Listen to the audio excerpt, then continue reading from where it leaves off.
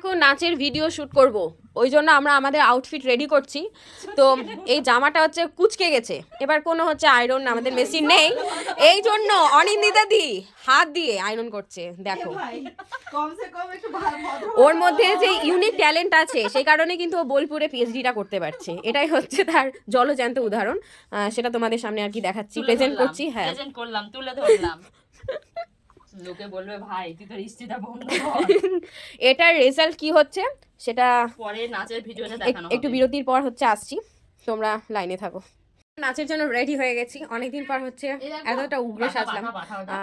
কি বলবো জানি না কেমন লাগছে আমাকে দেখতে। অনিন্দিতা দি তোমার একটু মুখখানাটা দেখাও, বদনখানাটা। অনিন্দিতা দিও আজকে খুব সেজেছে। এটা সত্যিকারের লাস্ট টাইম আমার আর অনিন্দিতা দির একসাথে নাচ। এটা হচ্ছে সন্ধ্যা, তিনজনে মিলে একটা গ্রুপ ড্যান্স করব, সবাই মিলে এবার উপরে যাচ্ছি নাচ করতে। চলে আসো অনিন্দিতা দি, ছাদের চাবিপতি উপরে আছে, পিঙ্কি দিরা উপরে আছে। হ্যাঁ আমাদের সাথে হচ্ছে দুটো অ্যাসিস্ট্যান্ট যাচ্ছে, প্রিয়াঙ্কা আর রশনি দি।